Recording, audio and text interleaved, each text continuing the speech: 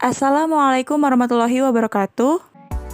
Kami dari kelompok 1 yang beranggotakan Sri Kandi, Afni, dan Revina akan menyampaikan materi tentang perangkat keras, perangkat lunak, dan layanan berbasis internet. Materi pertama adalah tentang perangkat keras yang akan disampaikan oleh Sri Kandi Triwahyu Laras.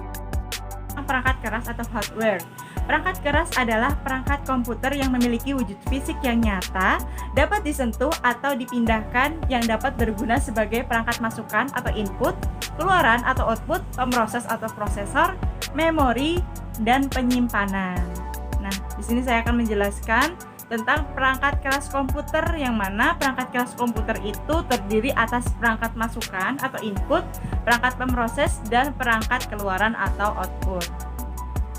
Kemudian di sini ada perangkat masukan input. Perangkat keras masukan adalah berbagai perangkat yang mampu menerima input data, kemudian memasukkannya ke komputer untuk diproses. Beberapa perangkat keras masukan itu meliputi yang pertama ada mouse, yang mana mouse itu berfungsi untuk menggerakkan dan mengatur posisi kursor di layar komputer. Kemudian yang kedua itu ada keyboard atau papan tombol, yaitu alat yang memungkinkan penggunanya untuk memasukkan karakter ke dalam komputer, yang tentunya karakter tersebut digunakan untuk mengetik berbagai hal yang perlu diinput pada komputer. Kemudian yang ketiga itu ada scanner yang berfungsi sebagai alat pemindai dan menyalin data atau informasi dari kertas yang berisi gambar, foto, atau tulisan. Kemudian yang selanjutnya itu ada joypad atau gamepad yang merupakan alat kontrol untuk memainkan permainan video game. Kemudian yang selanjutnya itu ada perangkat keras pemroses. Perangkat keras pemroses adalah perangkat keras untuk memproses data yang diterima dari perangkat keras masukan. Beberapa perangkat keras pemroses meliputi beberapa hal, yaitu yang pertama ada prosesor, ada RAM, dan juga ada ROM. Kemudian ada pemrosesan CPU. Pusat pemrosesan CPU atau singkatan dari Central Processing Unit adalah bagian utama dari komputer yang bertugas untuk melaksanakan keseluruhan operasi yang dilakukan oleh komputer seperti operasi aritmatika, logika, pengendalian, dan input atau output dasar. Kemudian ada juga yang namanya Random Access Memory atau RAM dan Read Only Memory atau ROM. Yang mana pengertian dari dua hal tersebut adalah yang pertama RAM, yaitu jenis memori yang sangat cepat yang digunakan untuk menyimpan data sementara saat komputer memproses data atau mengeksekusi perintah. Sementara itu, ROM adalah memori pada komputer yang digunakan untuk menyimpan instruksi yang ditulis oleh produsen komputer untuk proses booting. Instruksi yang disimpan oleh ROM disebut firmware. Selanjutnya di sini ada perangkat keluaran atau output. Perangkat keluaran atau alat output atau output device merupakan peralatan yang menyajikan informasi dari komputer yang bisa berupa tampilan di layar monitor, gambar tercetak, suara yang dihasilkan oleh speaker, dan lainnya. Kemudian peranti keluaran di antaranya adalah sebagai berikut. Yang pertama itu ada layar monitor, yang mana monitor berfungsi untuk menampilkan hasil pengolahan data di komputer seperti gambar, teks, angka, grafik, dan lain sebagainya. Ada beberapa jenis monitor yang biasa digunakan seperti cathode ray tube atau CRT, liquid crystal display atau LCD, dan LED. Kemudian yang selanjutnya itu ada printer. Printer digunakan untuk mencetak gambar, foto, dokumen dalam bentuk media kertas. Ada beberapa jenis printer yang kini masih digunakan, diantaranya printer dot matrix, inkjet, laserjet, dan plotter. Kemudian yang selanjutnya itu ada speaker. Speaker yaitu adalah alat untuk menghasilkan suara dari komputer seperti musik, percakapan di film, terus kemudian efek suara lainnya itu dinamakan sebagai speaker. Kemudian ada peranti penyimpanan, yang mana peranti penyimpanan sekunder itu adalah tempat penyimpanan data elektronis yang bersifat permanen. Data yang disimpan pada penyimpanan sekunder dapat bertahan lama dan dapat dimanfaatkan kembali oleh penggunanya saat dibutuhkan. Peranti penyimpanan sekunder di antaranya sebagai berikut. Yang pertama ada HDD atau hard disk drive, yang mana hard disk adalah media penyimpanan data dalam lapisan magnet pada piringan bulat atau cakram disk yang tipis. Kemudian ada solid state drive atau SSD.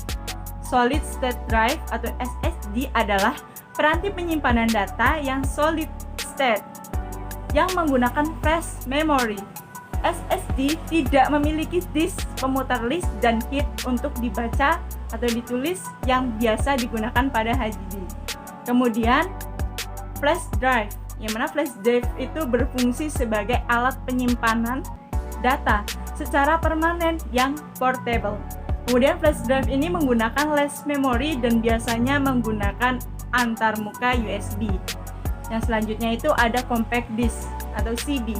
CD adalah format penyimpanan data cakram yang optik digital yang dikembangkan bersama oleh Philips dan Sony dan dirilis pada tahun 1982. Materi yang kedua tentang perangkat lunak yang akan disampaikan oleh Rivina Gita Pramesti. Selanjutnya ada perangkat lunak atau software. Perangkat lunak atau software ini adalah kumpulan instruksi dan data yang dikerjakan oleh komputer. Software ini juga merupakan penghubung antara pengguna dan perangkat keras komputer. Perangkat lunak atau software ini berisi perintah dari pengguna dan perangkat keras yang akan melaksanakan perintah tersebut secara nyata. Perangkat lunak terdiri atas program, library atau kumpulan program kecil, dan data yang berhubungan dengan perangkat lunak tersebut, seperti dokumentasi, media digital, dan lain sebagainya. Berdasarkan fungsinya, software terbagi menjadi beberapa jenis. Yang pertama ada sistem operasi atau operating system. Sistem operasi ini merupakan perangkat lunak utama yang memungkinkan komputer dapat beroperasi. Sistem operasilah yang menjembatani pengguna sehingga dapat berinteraksi dengan komputer. Sistem operasi ini bertugas memberikan layanan utama untuk perangkat lunak lain yang dijalankan, yakni berupa penjadwalan tugas, pengelolaan memori, pengaturan interaksi dengan pengguna, serta akses ke penyimpanan sekunder. Bagian kode pada sistem operasi yang melakukan layanan utama ini disebut dengan kernel.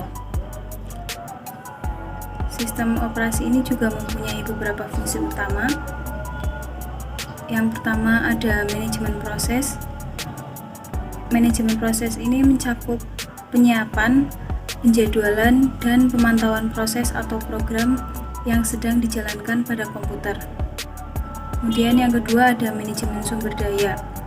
Manajemen sumber daya ini berkaitan dengan pengendalian penggunaan sumber daya komputer. Pengendalian penggunaan sumber daya komputer yang sedang dipakai oleh perangkat lunak sistem maupun perangkat lunak aplikasi lain yang sedang berjalan. Manajemen sumber daya ini adalah komponen perangkat keras dalam komputer seperti CPU, memori, dan alat input atau alat output. Kemudian yang ketiga, manajemen data. Manajemen data ini berupa pengendalian terhadap data masukan dan keluaran, termasuk dalam hal pengalokasian dalam piranti penyimpanan sekunder maupun dalam memori utama. Saat ini sistem operasi untuk komputer PC atau desktop yang banyak digunakan adalah Microsoft Windows, macOS dari Apple Inc., dan distribusi Linux seperti Debian, Fedora, dan Ubuntu. Sistem operasi untuk perangkat seluler, smartphone, dan tablet terbanyak saat ini adalah Android dan Apple iOS. Kemudian yang kedua ada program aplikasi. Program aplikasi pada komputer merupakan perangkat lunak siap pakai yang digunakan untuk membantu melaksanakan pekerjaan penggunanya.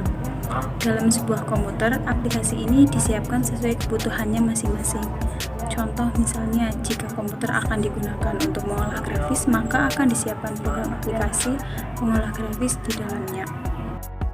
Materi yang ketiga tentang layanan berbasis internet untuk pendidikan yang akan disampaikan oleh Afni Nur Rahmawati.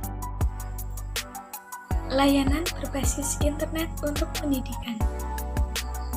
Media pembelajaran adalah media yang dirancang secara khusus untuk merangsang pikiran, perasaan, perhatian, dan kemauan peserta didik, sehingga terjadinya proses pembelajaran.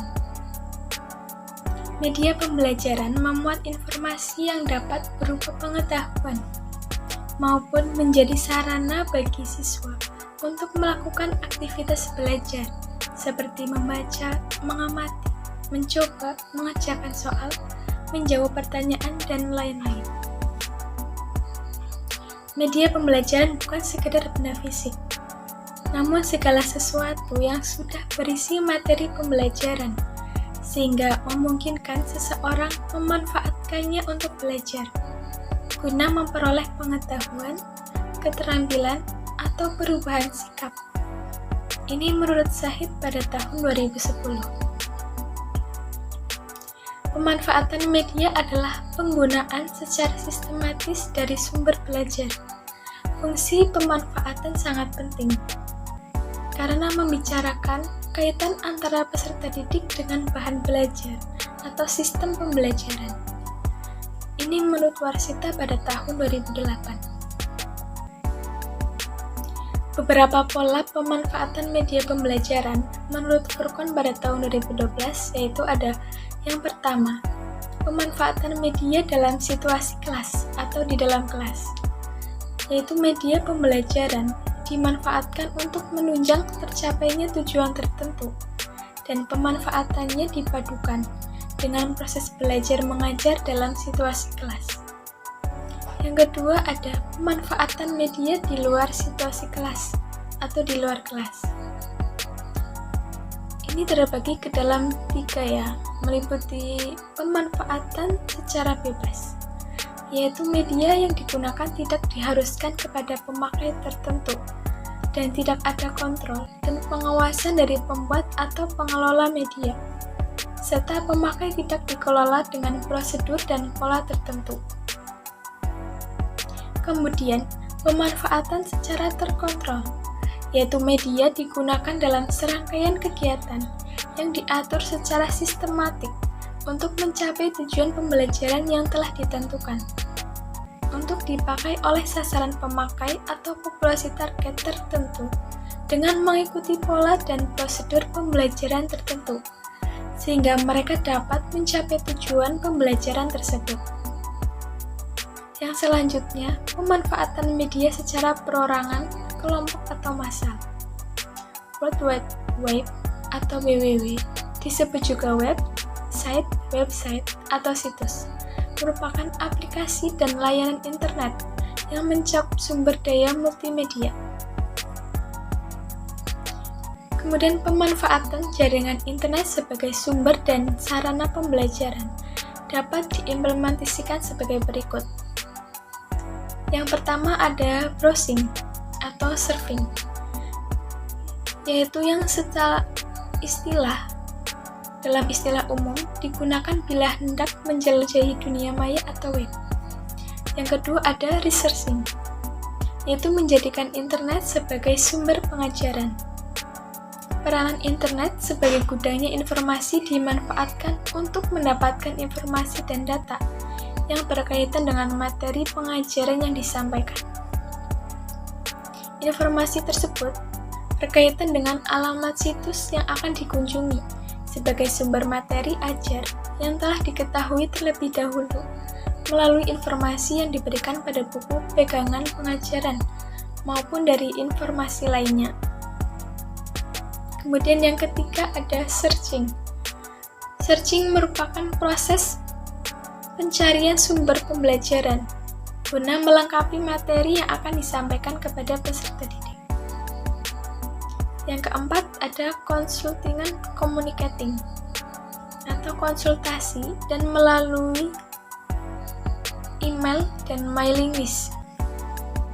Pencarian informasi tersebut dapat diinginkan di media internet menjadi lebih mudah dengan menggunakan search engine. Search engine menampung database dari situs-situs dari seluruh dunia yang jumlahnya miliaran halaman web.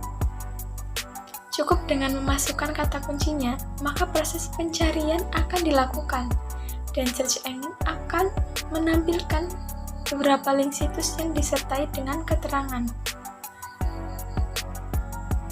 Kemudian, contoh aplikasinya yang dapat digunakan dalam pendidikan adalah Google Classroom. Google Classroom ini adalah aplikasi pembelajaran berbasis web yang dibuat untuk memudahkan kegiatan pembelajaran antara pengajar dengan peserta didik tanpa harus bertatap muka secara langsung. Hal ini, Google Classroom merupakan layanan dari Google for Education untuk membantu aktivitas komunikasi antara pengajar dengan peserta didik dalam pembelajaran. Nah, Google Classroom memungkinkan pengajar melihat perkembangan peserta didik, siapa saja yang sudah dan belum menyelesaikan tugas, serta dapat langsung memberikan nilai dan masukan secara real time.